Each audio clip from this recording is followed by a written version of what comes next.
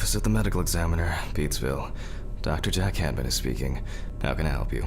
Good evening, this is Kate Brooks. I'm not sure if you remember me. A few weeks ago, we talked about an article I'm working on. It's about your wife. I dropped by last Friday to speak to you, but you weren't working at the time. I asked the security guard to pass on a note for me. I would like us to discuss the topic of... I thought I had made it painfully obvious for the last time. No! Please don't call me again and stop inquiring about my wife. Damn journalists. They don't let me work. God damn it. I'm not in the best frame of mind to record a lecture for my students now. I'm feeling completely broken. Where did I leave my meds this time? Okay, time to pull myself together. And get back to work. I need to set the camera first. Now remember, Jack, don't forget to hit the record button this time.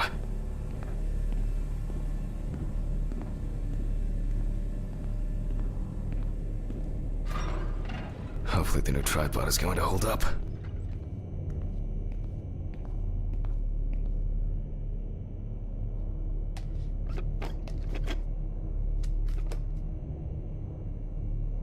Now, I just have to get everything in frame.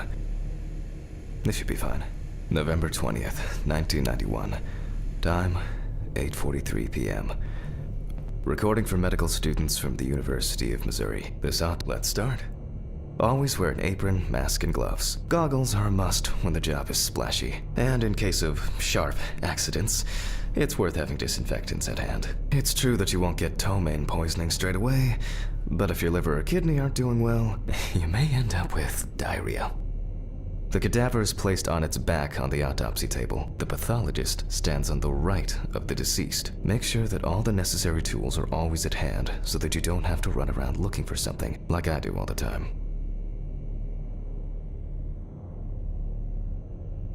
In the process of revealing and securing forensic evidence, it is difficult not to interfere with the original condition of the deceased. Written and photographic documentation plays a vital role throughout the entire examination process.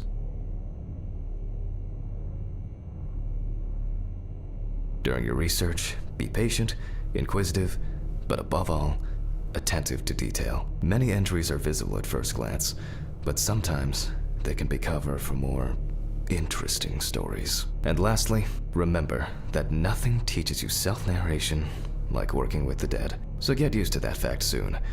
Everyone will think you're talking to yourself. Now, onto the police folder. That will contain the deceased's name is Tobias Chambers, locally known as Old Toby. Homeless and unemployed for at least a couple of years. The deceased was found on the outskirts of a parking lot at a gas station, where he often begged and persistently offered drivers to wash their car windows. The body was noticed by a station employee during the morning shift. Initially, he thought that someone had thrown some boots and a coat in a nearby ditch. It took him a moment to recognize the pile of clothes. He worked most of his life at the local port dealing with unloaded cargo. He was fired for being drunk and starting fights. His son runs a hardware store on his own. His wife left him years ago. They both had no contact with the deceased. Signs of libation were found around the body. Empty bottles, traces, that's it. It's worth remembering the context around the scene of a death. This allows you to better interpret any traces found on the body. I shouldn't start the procedure without gloves. Now it's our turn to take some pictures for our files. If I can just remember where I left the camera. Aha! There you are. I knew it was here somewhere. As I mentioned at the beginning, before we begin the internal examination, we need to document the cadaver and the condition it arrived in. We begin with a full body photo. Try and stick to the top-down. Voila! Now we move on to the next step, looking for traces. Take your time. Look at the corpse from different sides, from different angles, up close. And for the boiler-healed wound, looks old. I'll take a closer look later. Some wounds in the feet and signs of frostbite, probably because the subject's shoes were too small.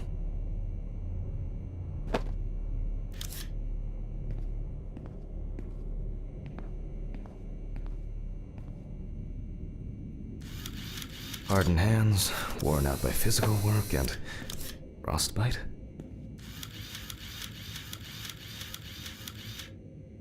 That's something interesting. It will be necessary to check in a moment. We will check which of our initial observations will be worthy of further consideration. But before we get to that, I need to write down some basic data.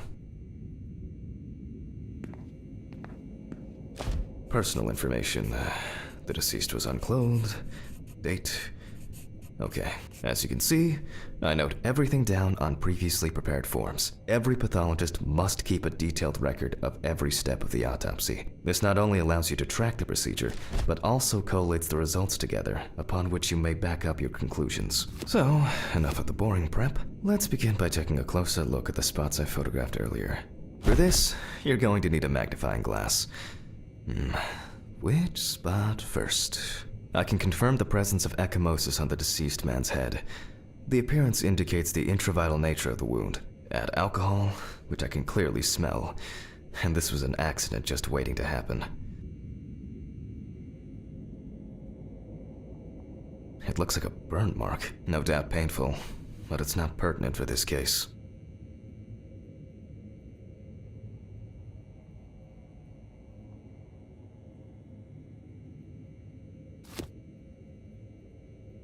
Here we can see frostbite on the fingertips. We can tell by the characteristic skin color.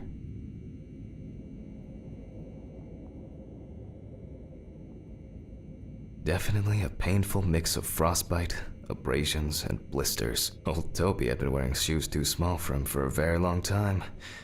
That's if he wore any at all. So far, there are a lot of superficial wounds, but only one serious injury to the head. Let's go back to our notes.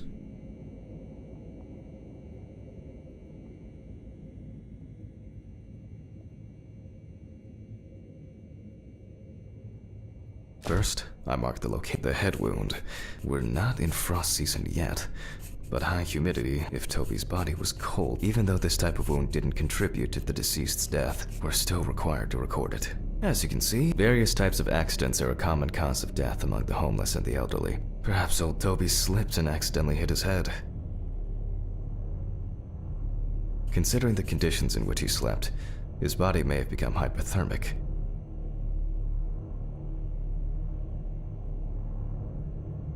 The nights have been particularly nasty lately. We will check if there are any signs of freezing internally.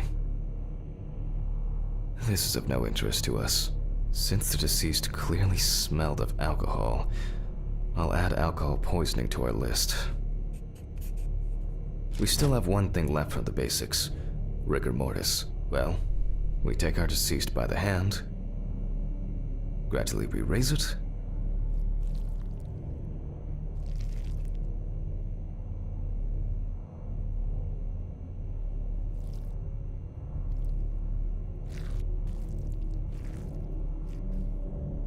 now let it go. As you can see, the hand falls loose.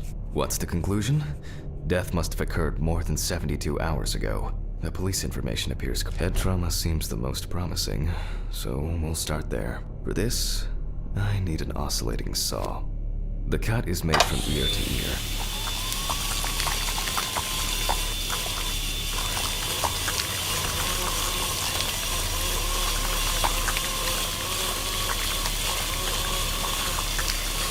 After which, we remove the skin and the top of the skull. After the basic examination, we can see that the brain's cerebral gyri in both hemispheres are symmetric. The brain looks good. Let's take a cross-section. Some pathologists prefer to examine organs without removing them. However, for me, it's much more convenient to examine them on a board, which we'll do now. Holding a long, narrow blade knife in the dominant hand, we slowly cut the cranial nerves on both sides, all the time pulling the brain towards us.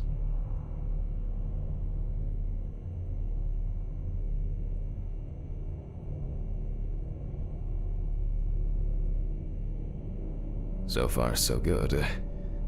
The hematoma seems to have had no effect on the brain.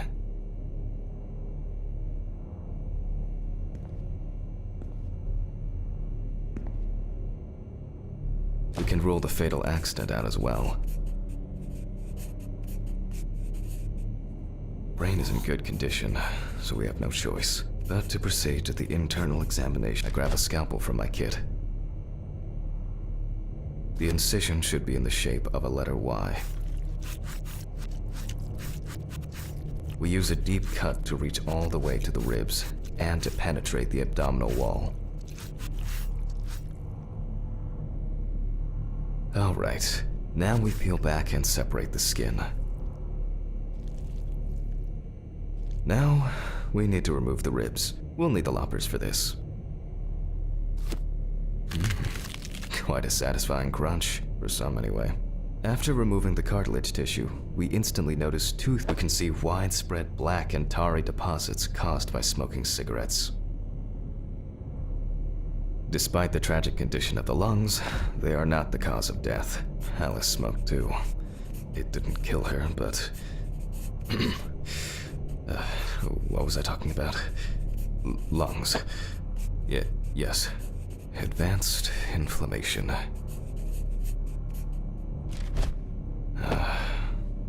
What now? The syringe. Now's a good time to collect some samples.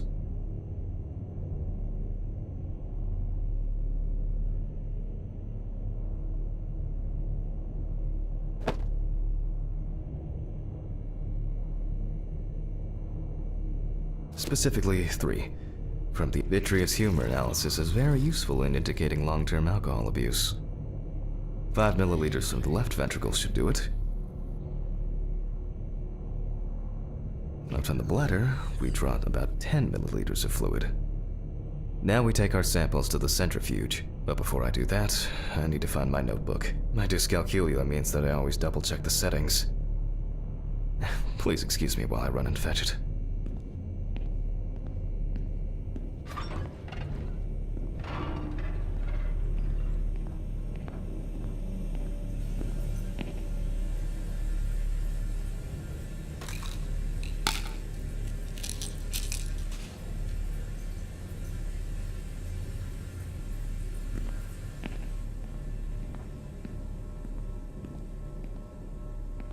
This whole thing is covered in stains. I should check this out under the microscope sometime.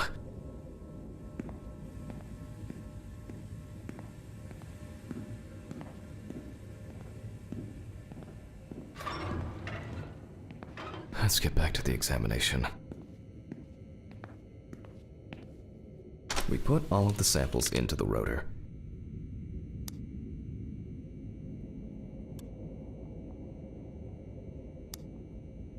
Now, we set the appropriate time and speed.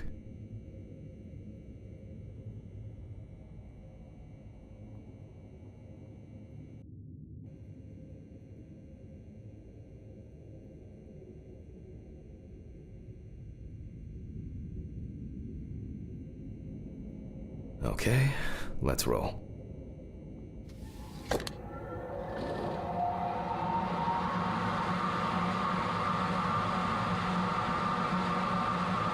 Oh shit, the fuses again.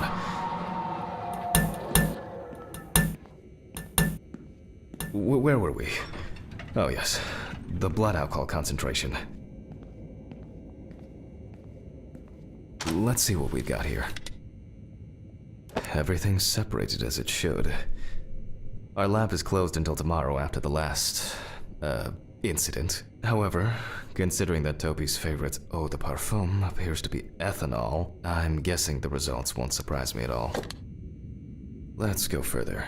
We will now focus on the cardiovascular system, specifically the heart. We remove the organ, we look for dark hypoxic areas, clots, or other elements that stand out as abnormal.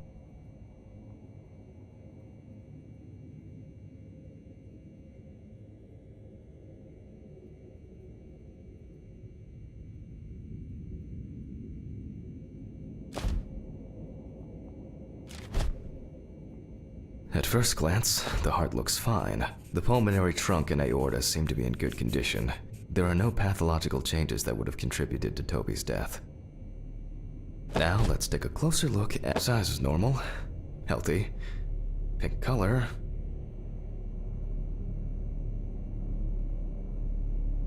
and as expected, The stomach has no major external damage. We must now cut it open and inspect inside. We will do it carefully so that its contents do not spill out.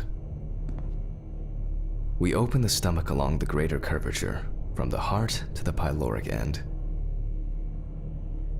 Oh, I already feel like there's something left inside.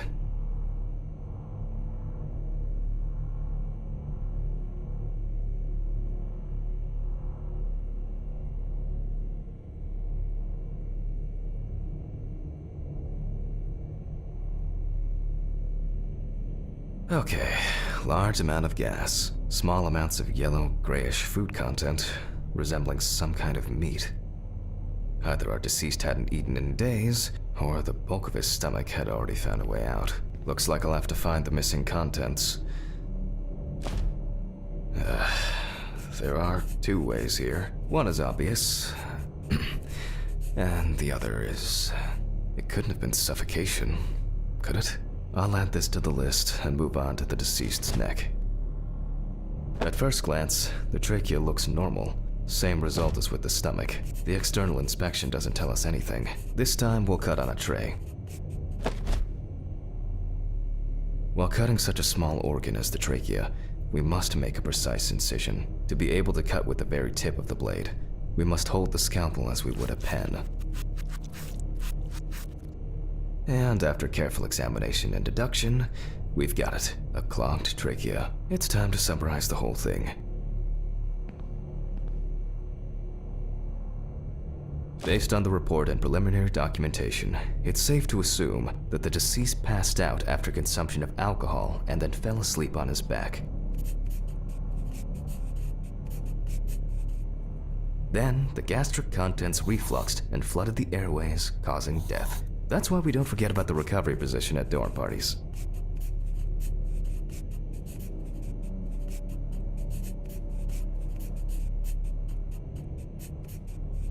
And now it's all clear. The death was suffocation. The mystery is solved. But for us, this is not the end. First, the dead body needs to be cleaned up. For this, we will need to close the body and grab the needle. First, we unroll this, and then we sew the deceased back up. I'm using the baseball stitch technique. This stitching method is very strong and quick to do. Beautiful. Now we say goodbye to the deceased and put them safely in the fridge, ready for the next stage of their journey. God, I'm tired. I'll drop these samples off at the lab on the way to the bar. I'll call Steven. I don't feel like drinking alone today.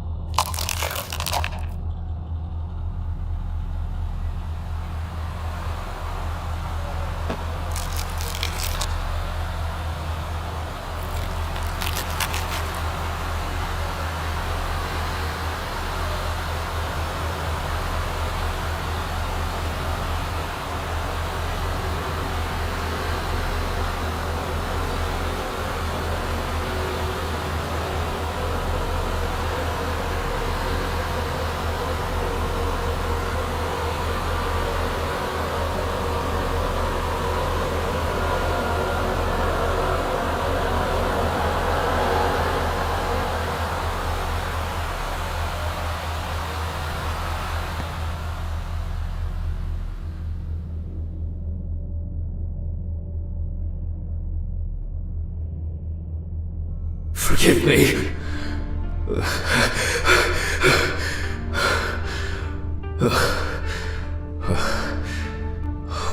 What? Ah, fuck. I should take my pills.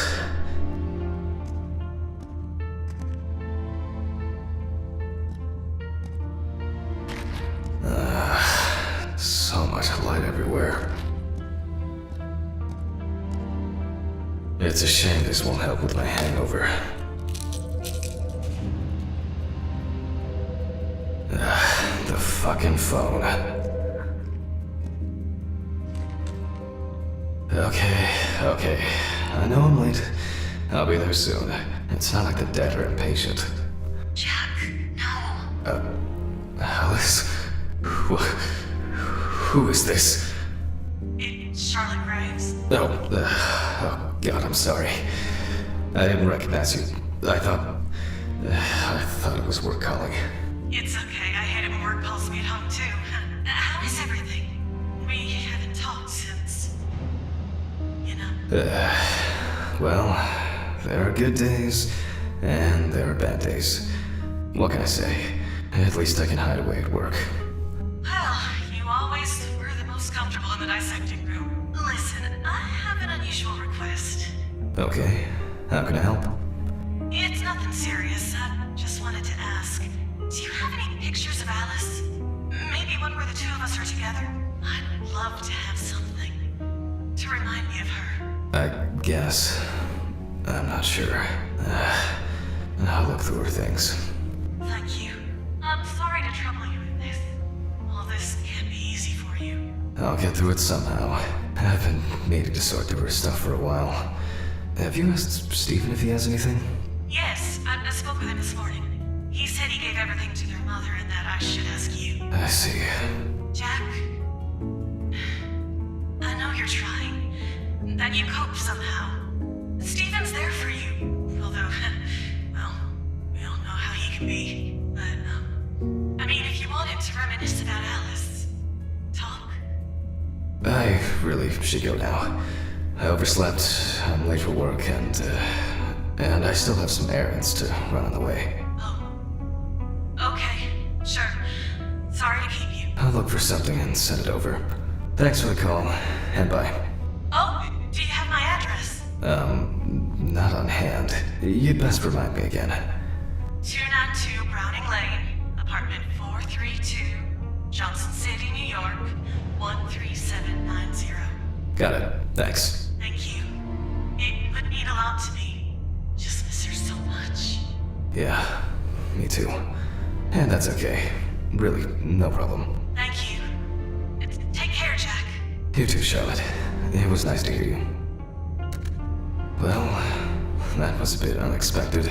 I should probably find something to send. What have I done to you, Alice?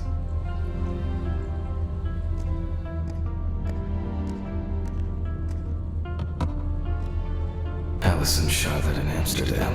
It would be better if Charlotte had this. It deserves to be on display, and not hidden in a drawer.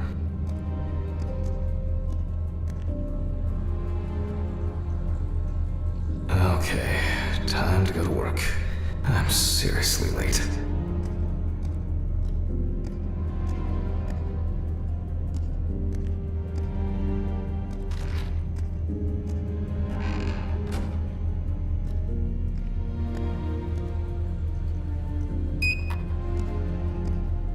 I should grab some coffee and aspirin on the way.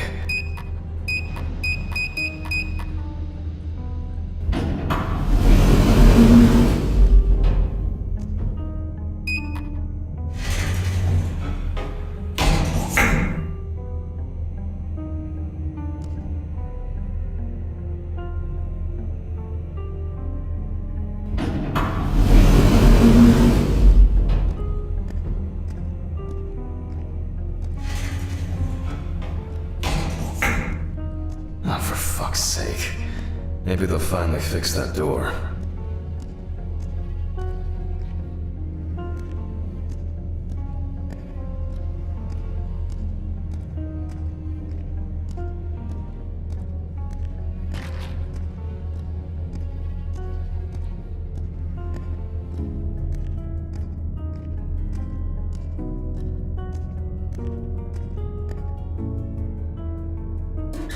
hope this helps, Charlotte.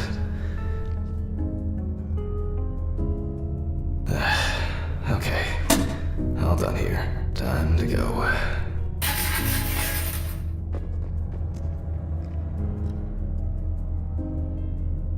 Damn, I forgot my jacket.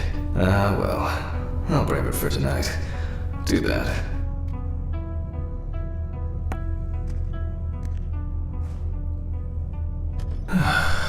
Nice and fresh. At least it's peaceful here.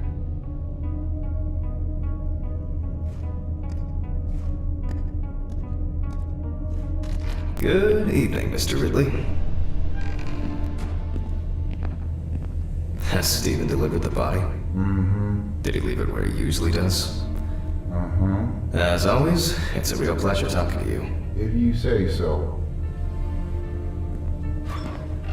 Some corpses have more personality than this guy.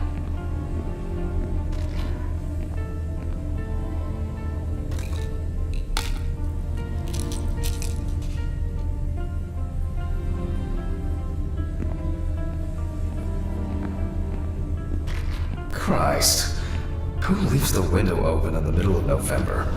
So I better check the answering machine. Hi, Jack. I dropped by a little early today. I left the body with Ridley in the corridor. He wasn't sitting in the locker then, so maybe he'll even throw him into the room. Well, how are you doing? Yeah, I mean, it's your first birthday without her, and... This, I still have a hangover, and you know me, I run to the John like the neighbor's fucking dog. You know, today I slipped on his shit again. That fucking furball. He always has to shit next to my car. Anyway, I can't come over in the evening, but we'll catch up on the weekend, okay? Bye. I almost forgot. Charlotte called me this morning. She asked about you, so answer your calls, Jack. This time it's not a reprimand for being late. That's par for the course. Oh, birthday. I actually forgot it was today. Alice baked me muffins like these every birthday. Okay, joke's over. Apron, gloves, and get to work.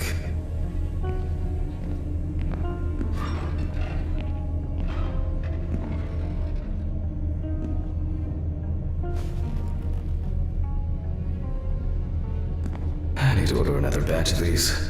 I've got to remember to do that later. Oh man, I remember you. You...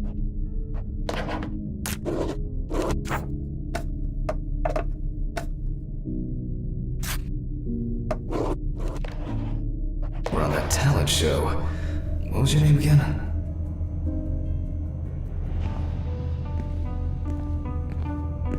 Steven laughs at me for recording everything. He says I have a bigger collection of stuff like this than most of the creeps he's caught. November 21st, 1991. Time, 9:13 p.m. The autopsy is conducted by Jack Hanman. Lecture for the Medical University of Missouri. After yesterday's lecture, you should already know the ins and outs, so today we'll be consolidating our knowledge. So, yes, Samantha Barker. Now remember, there's probably gonna be a lot of chatter about this. Found in her own apartment by police patrol. Officers were called by a concerned friend of the deceased, who had been unable to contact Barker for several days.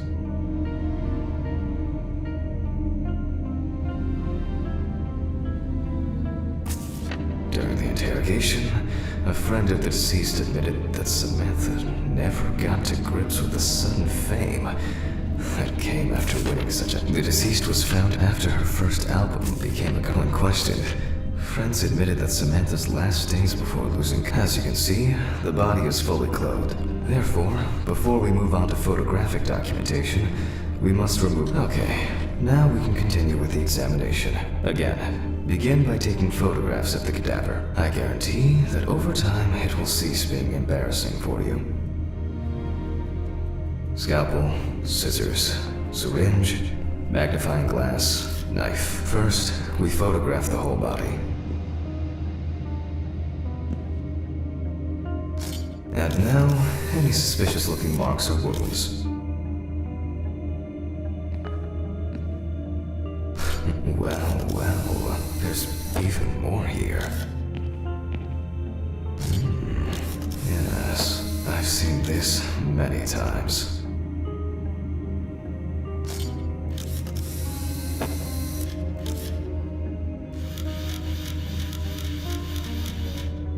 Interesting. Very uneven. We need to investigate this. You don't get such bruises from a normal contusion. A few we will need to look into here.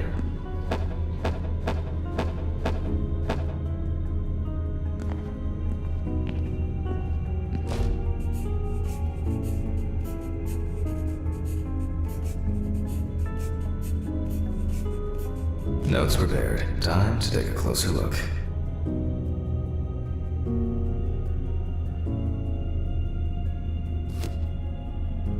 Some furrows have imprinted more strongly, others less, as if someone was undecided. The number of bruises suggests that there may have been some kind of tussle.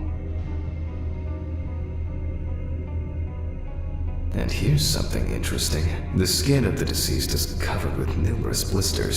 Some of them are ruptured. Others still contain fluid residue.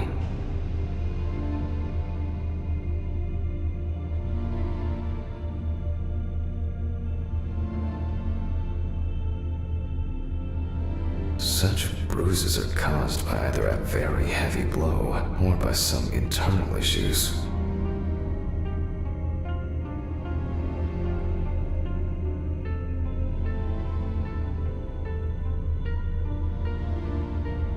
More numerous blisters. We have some leads to investigate here. Let's write this down.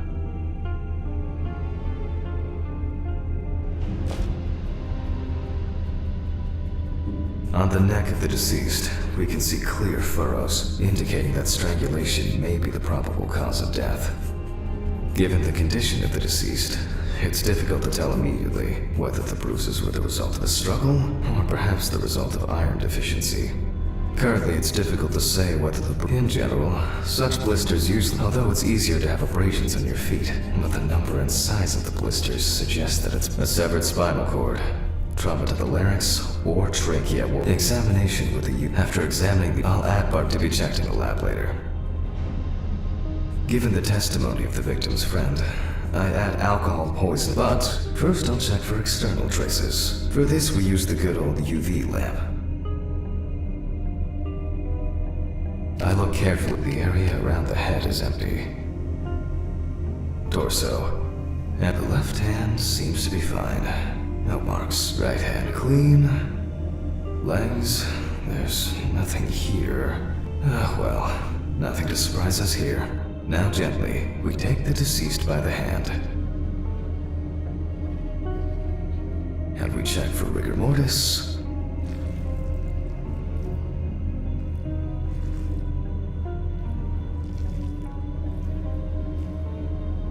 Again, the hand falls freely. Since we don't have a definitive lead, we will examine all the key organs one by one. So, I'm starting the internal inspection.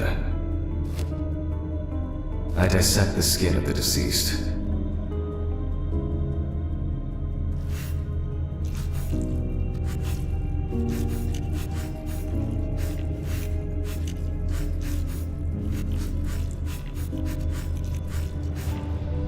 And I proceed to deflect the skin flaps.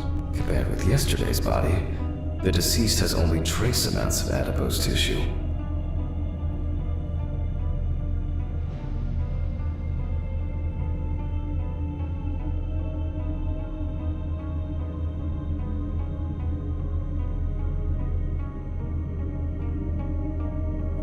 Now for the ribs. What do we have here? Or rather, what don't we have? There is certainly no sign of internal bleeding. Before I disembowel the deceased, I will take samples for toxicological tests to determine the alcohol content in the body. I just need my syringe. Just to be sure, I'm taking samples from 3 organs: the eyeball, the heart, and the bladder. Analysis will rule out, or confirm, alcohol poisoning as the cause of death. I'll transfer these to the centrifuge.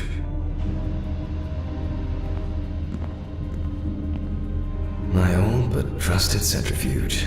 Ideal for all the fluid tests I need to perform during an autopsy. What was it?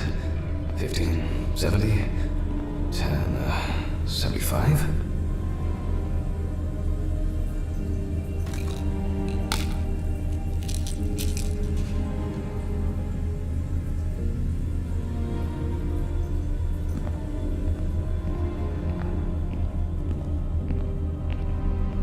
Numbers have never been my strong point. It's probably why I regularly forgot birthdays and anniversaries. I'm lucky Alice always forgave me.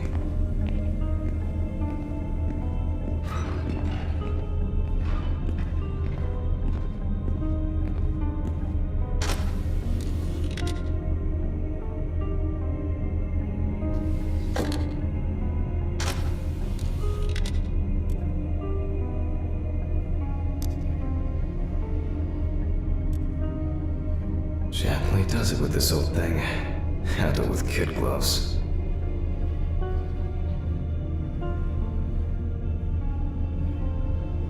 I'm starting the centrifuge. Let's see what results come out. The laboratory is already open, so... Fucking hell! Ridley! Mr. Ridley! The fuses need resetting. Where is he? Fuck it. I'll do it myself.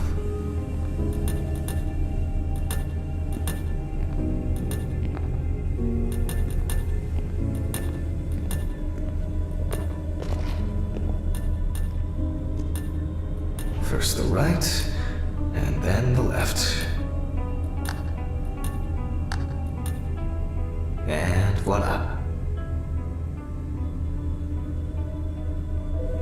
Oh, for fuck's sake. Hands up.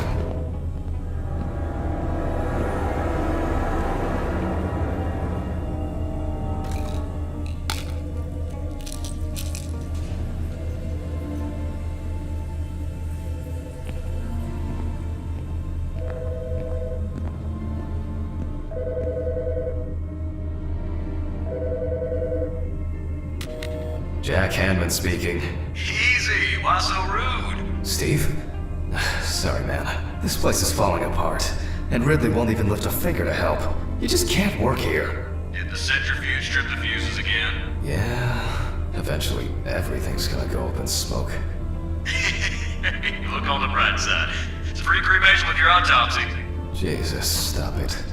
That shit pisses me off. Okay, sorry, Jack. Anyway, I'm calling to ask how the autopsy's going. Soon there will be journalists sniffing around for info, so you best be ready. I'll whiz through this in a couple of hours. It doesn't look like a complicated case to me. More of a formality.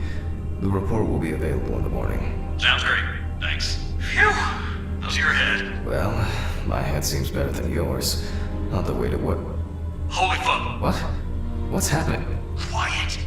A 3-car police convoy was involved in an accident near Pete's Bay Bridge while transporting prisoners to Orleans Parish Prison. At the moment, we do not know the exact number of victims or whether any of the convicts escaped. However, the scale of the accident indicates a large number of victims, possibly even fatal ones. Police are on their way to investigate the incident and secure the area. We know that the injured prisoners are on death row. The police were to transport them to their execution, which was to take place tomorrow morning. Many of them are very dangerous criminals. We will report on the matter on an ongoing basis, so stay tuned with us.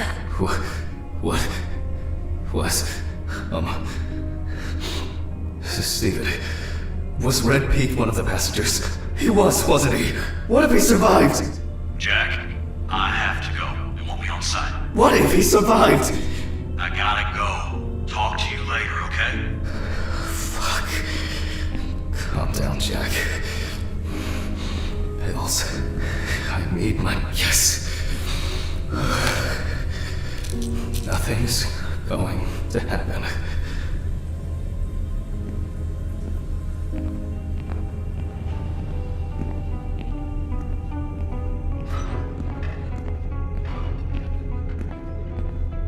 Christ. My old but trusted centrifuge. Ideal for all the technical break. At least I know I can pursue a career as a janitor. My old but trusted centrifuge. Ideal for all the fluid tests I need to perform during an autopsy.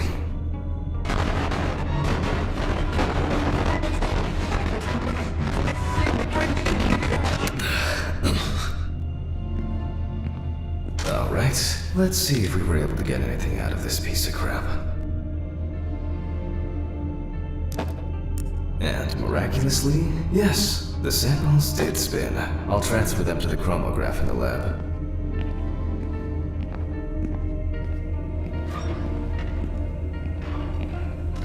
Alright, let's load this up. I placed the test tubes in the rack. Now, just take 5 milliliters from each.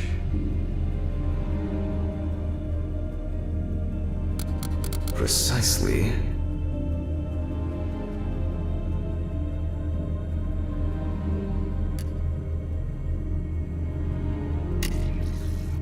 And the next.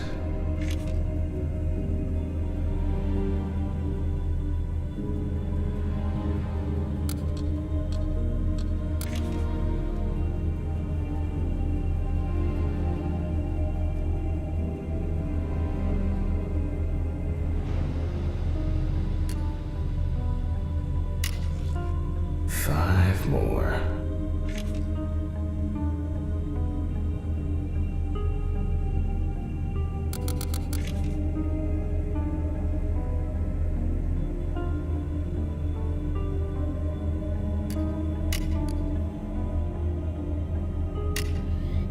We put the prepared sample into the machine.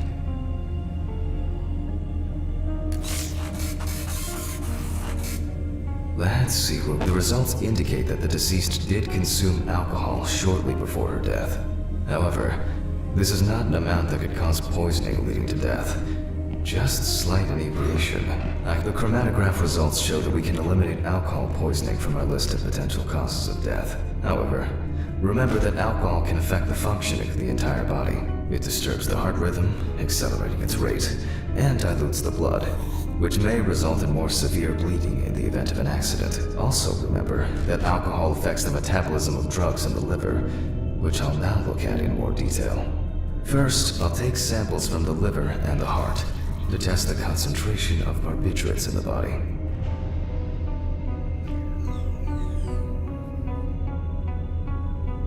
That's enough. I'll do the test later. I'd best not try my luck with the centrifuge right now. Now I remove the liver.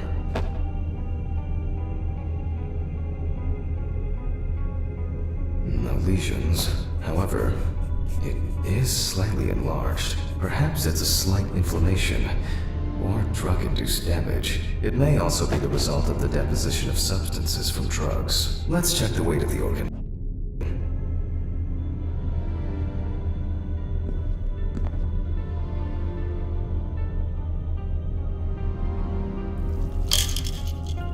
The weight is 1,300 grams. The liver is enlarged.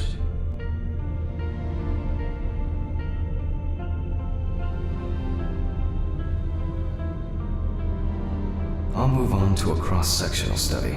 Perhaps the enlargement is the result of early cancerous changes. The blade glides through smoothly. I don't feel like I'm encountering any changes with an unusual structure. No steatosis or cirrhosis. The liver is actually quite clean inside.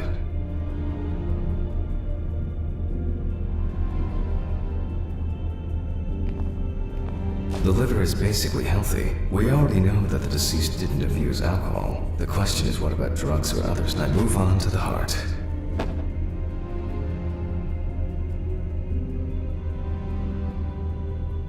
Oh, at a glance, we can see signs of a heart attack. The deceased is definitely too young to have a heart attack due to natural causes. The liver is enlarged, not from alcohol poisoning, and the heart looks like it has collapsed. So, I guess we need to go to the centrifuge and check for these barbiturates.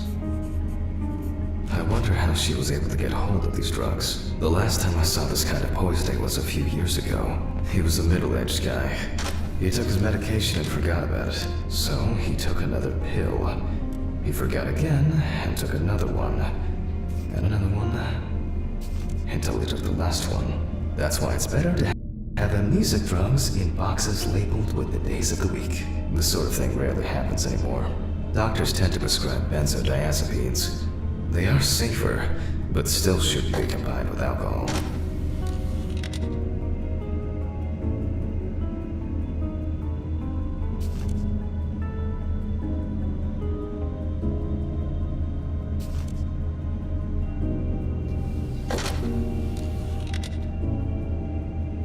We close the centrifuge and pray that it doesn't trip anything again.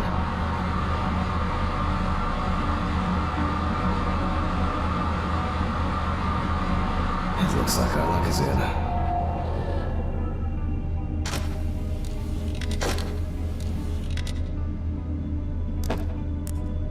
We can take the samples to the lab now.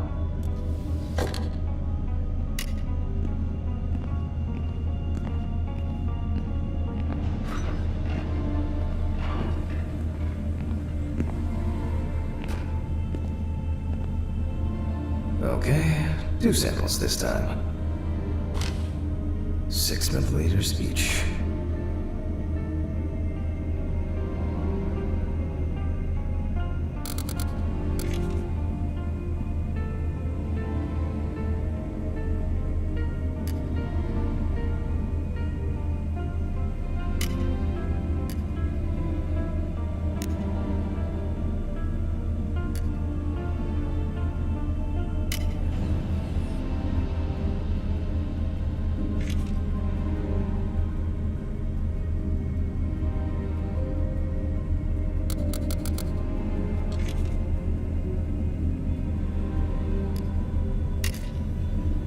Well, let's see how much of it we find.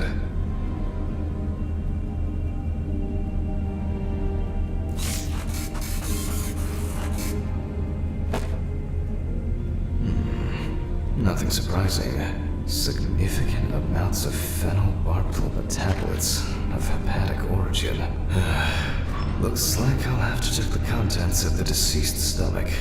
The test showed that the collected blood contained enough barbiturates to cause cardiopulmonary collapse. The question now is whether it was an accident or a deliberate act.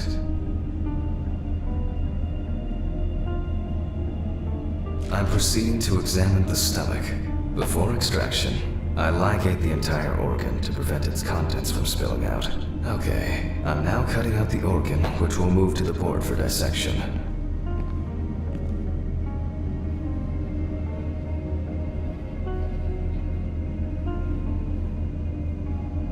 Normally, the stomach and intestines are full of surprises.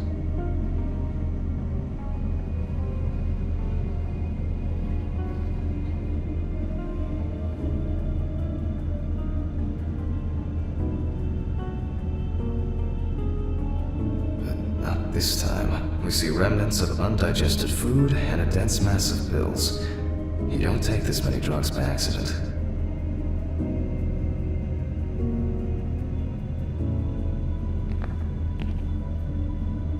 Length and width normal. No obvious pathological changes. Undigested drugs found in the stomach of the deceased. The direct cause of death was probably an overdose. I'll check the rest of the organs, and then the nervous system. We'll see how lungs are normal.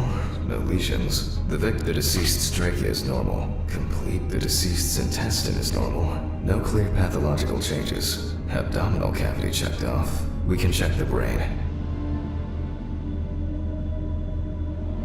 I make a cut to open the lid of the victim's skull and remove the brain.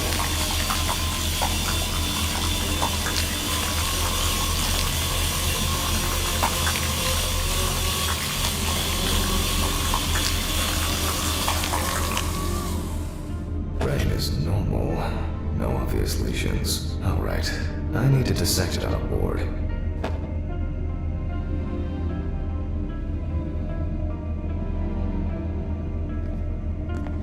Using a knife, I carefully cut through the brain tissue.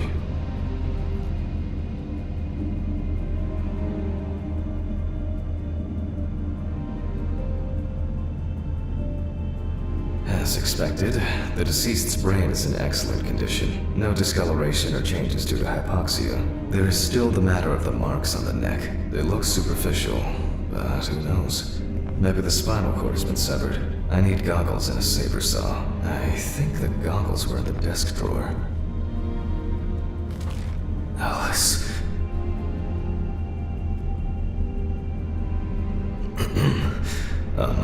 Saw. I need saw. Oh. I know. I probably left it in the basement after its last cleaning.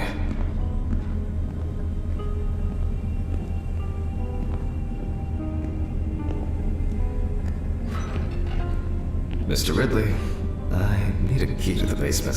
It's in the social room. Why is the key like the... never mind. Thank you. Hey, Hammond. Did you hear about the convoy? Well, maybe you'll get a chance to relive your glory days and catch Red Beat again, huh? Let's hope there won't be a need for that.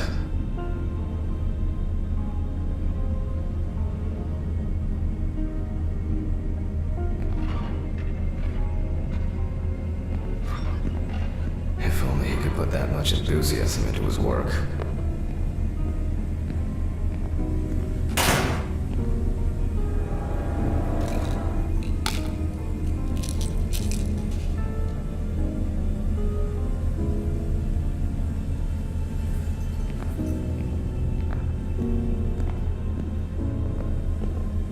I get the feeling that searching through this rubbish is more pathogenic than working with corpses. Please, may this be the last trip.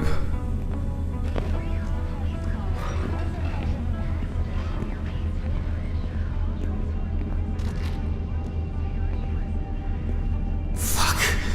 Why did the prison convoy have to get into an accident? Jack, take a deep breath. Deep, pleasantly cool breath.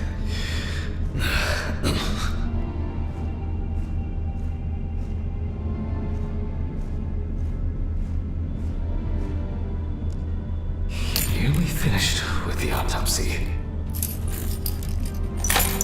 Then you can go home and rest. I'll take the saw.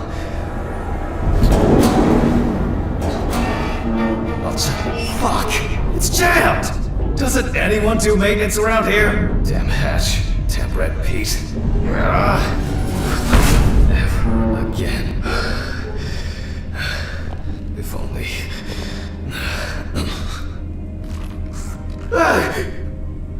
Forgot this thing was standing here. It would be easier if I put things away properly. Damn student lectures and their fucking props.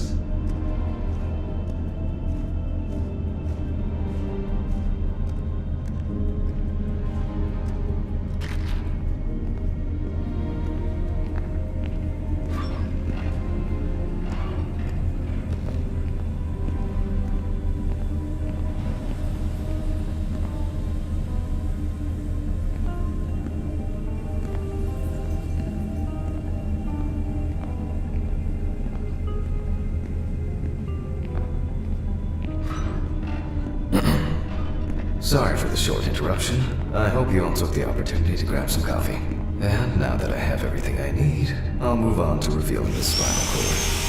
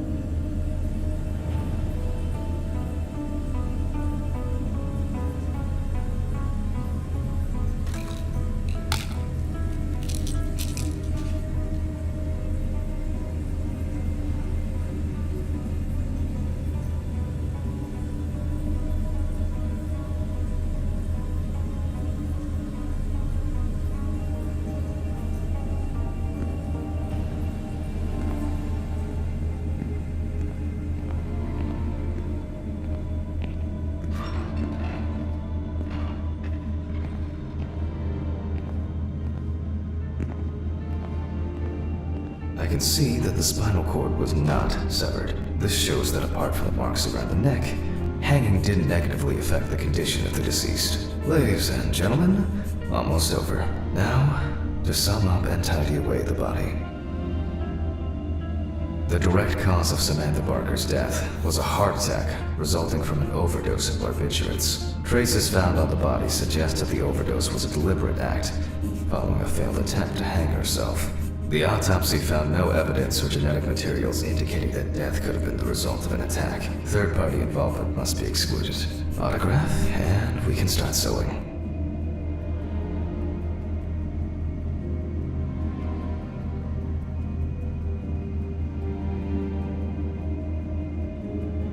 In the 1950s and 1960s, the use of barbiturates for suicide was actually quite common. I think it was most talked about after the death of Marilyn Monroe. At home, it was a help and comfort. On death row, a farewell to the convicts. Well, that's the way it goes. It isn't the drug, but the dose that makes the poison.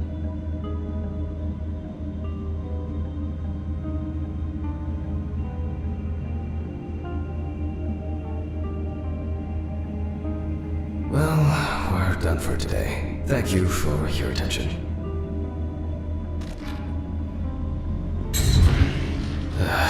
Tiring day. I can feel those hunger pains coming on. I guess I'll have to pick something up along the way.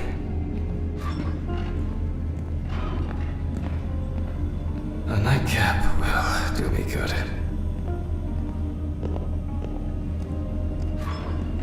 Good night, Mr. Ridley. The police will pick up the body and accompanying documentation in the morning. Sure. I guess there are actually two things in this world you can be certain of. Death and Ridley's reluctant attitude.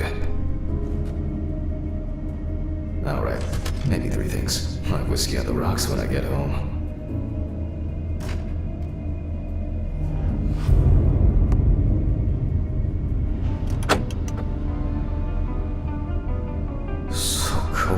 I guess I should have brought my jacket to work.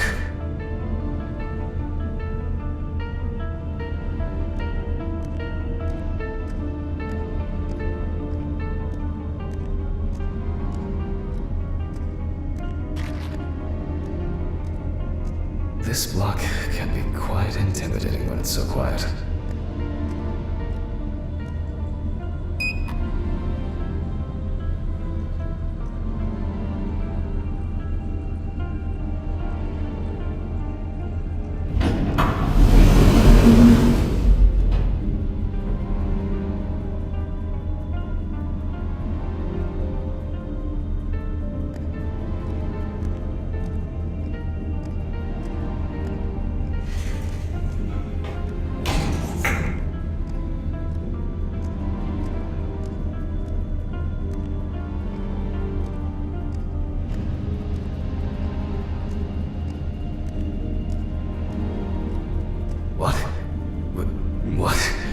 What the fuck?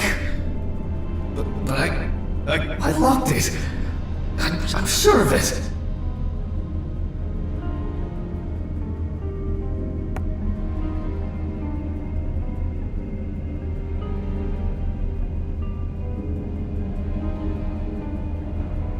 Who the fuck did this? I don't have anything valuable.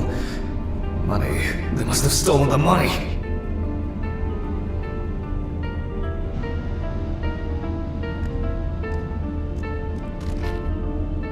Great. That's all I need.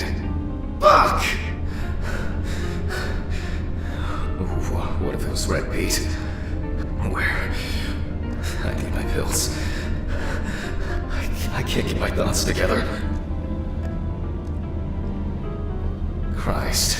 Why did the neighbors not report anything? I'm calling Steven.